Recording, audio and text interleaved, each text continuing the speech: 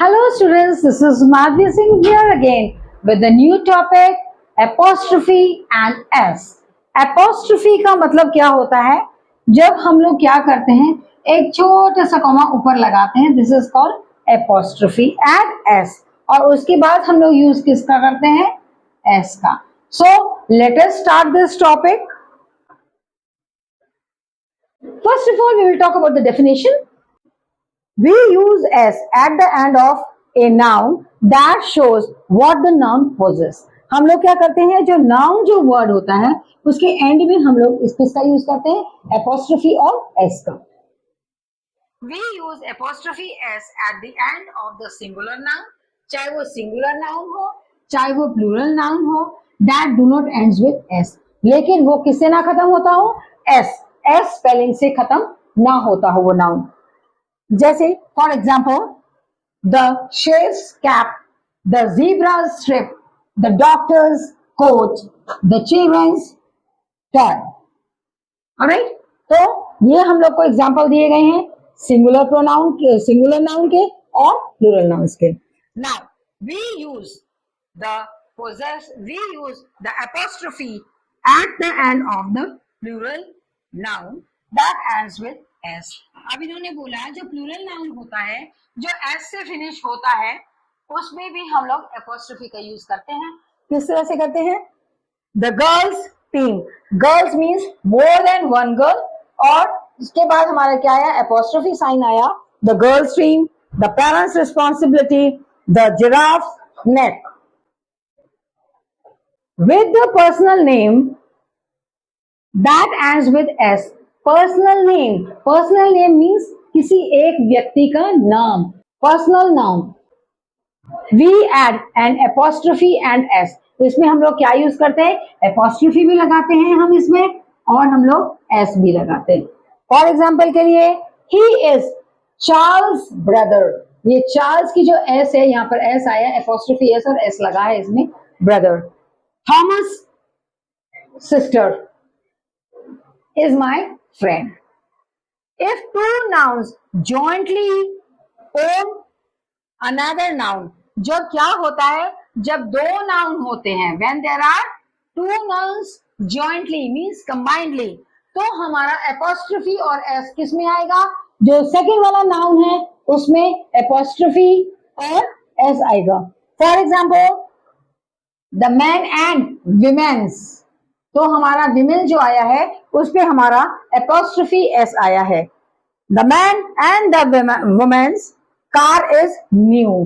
That means यहाँ पर हम लोग बात कर रहे हैं जो कार है एक औरत और एक आदमी की नई है, यानी एक ही कार के बारे में बात की जा रही है.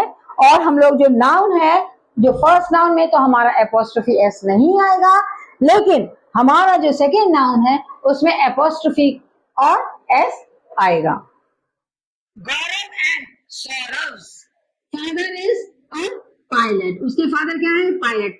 यहाँ हम लोग को मेन एक चीज फोकस करने वाली बात ये है कि जब ये वाला नाउन और ये वाला नाउन, दोनों जो नाउन्स हैं इनका जो भी वर्किंग हो रही है वो सिंगुलर पर्सन के साथ हो रही है. मतलब गौरव एंड सौरव फादर, फादर उनका एक ही है, इज ए पायलट. वो क्या है? पायलट है.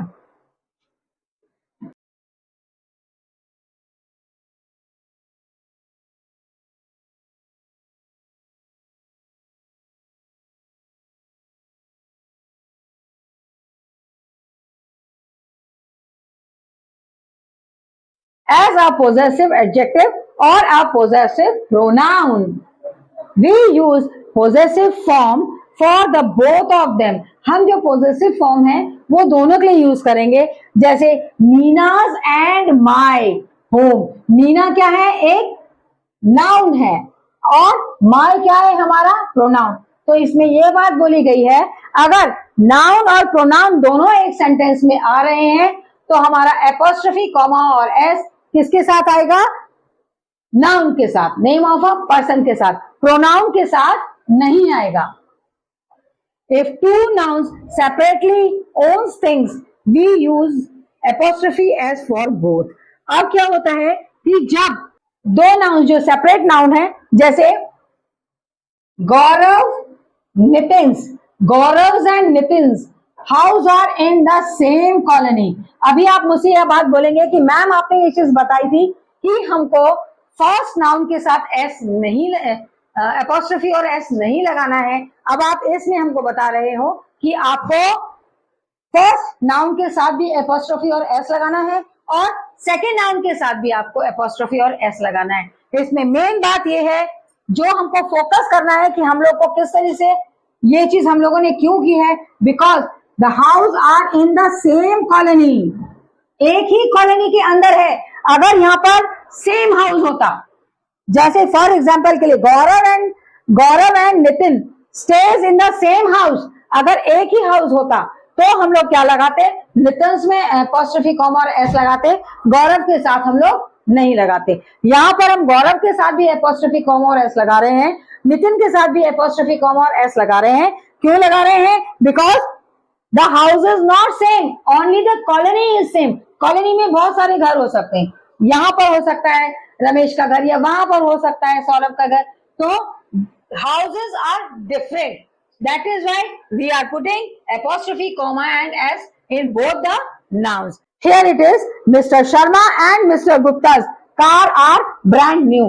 जो मिस्टर शर्मा है उसकी कार अलग है और जो मिस्टर गुप्ता है उनकी भी कार अलग है और उन दोनों की कार कैसी है? ब्रांड न्यू है। तो इसलिए हम लोगों ने इनको सेपरेटली बताया है। यहाँ पे जैसे सेपरेटली नाउन यहाँ फोकस भी करके बताया है आपको, तो इन दोनों में हमारा एपोस्ट्रोफी कॉमा और एस लगा है। We generally avoid s with non living things. जो नॉन लिविंग थिंग्स होती है जैसे पेन, पेंसिल, रबर, साल, ट्री, लीफ, इनके साथ हमारा एपोस्ट्रोफी कॉमा एस नहीं लिखेगा because that they all are non living things. So we generally avoid s with non living things. जो नॉन लिविंग चीजें होती हैं उसके लिए हम लोग क्या करते हैं? एस को अवॉइड करते हैं। एग्जाम्पल्स, वी डू नॉट से, हम ये नहीं कहेंगे the stones shape is round, the stones shape is round, this is wrong, because जो स्टोन है वो नॉन लिविंग चीज है। नॉन लिविंग चीज के साथ हमारा एपोस्ट्रोफी कॉमा और एस नहीं आता। हम लोग क्या कहेंगे? This is the correct thing, the stone is round. या हम ये भी कह सकते हैं the shape of the stone is round. We do not say the door's handle is broken. क्या बोलेंगे हम? The door handle is broken या the handle of the door is broken. So guys यहाँ पर हमारा ये टॉपिक एपोस्ट्रोफी कॉमा और S finish होता है। आई होप आप लोग को कुछ नई नॉलेज मिली होगी। अगर सपोज आपको कोई प्रॉब्लम है या कुछ भी डाउट्स है, then you can ask me in comment box. Okay, here the topics ends. Okay, bye.